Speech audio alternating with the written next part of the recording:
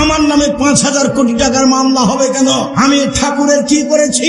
ঠাকুর বলেছে ও কালিমা তোমার আকাশ, ও মা তোমার বাতাস। আমি বলেছি ও ঠাকুর তোর বাপের আকাশ, কালিমার বাপের আকাশ।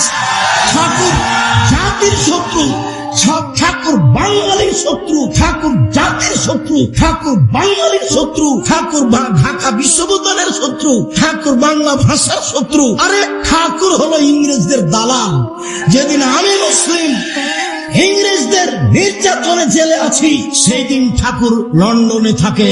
এর নাম ঠাকুর। ঠাকুর সবচেয়ে বড় বদ মানুষ এই বাংলার ইতিহাসে, ভারতের পাতায় সবচেয়ে বদ মানুষ এই ঠাকুর। যতবার বলেছে ও মা তোমার আকাশ, ও মা তোমার বাতাস, ততবার ঠাকুর বলেছে ও কালিমা তোমার আকাশ, ও কালিমা তোমার বাতাস। আমি আব্দুর রাজ্জাক বিন ইউসুফ, আমার ছেলে মেয়ে এই গান পড়তে পারে না, অসম্ভব। আপনার মতো কাপুরুষের সন্তান পড়তে পারে, আপনাকে আমি শিক্ষিত মনে করি না।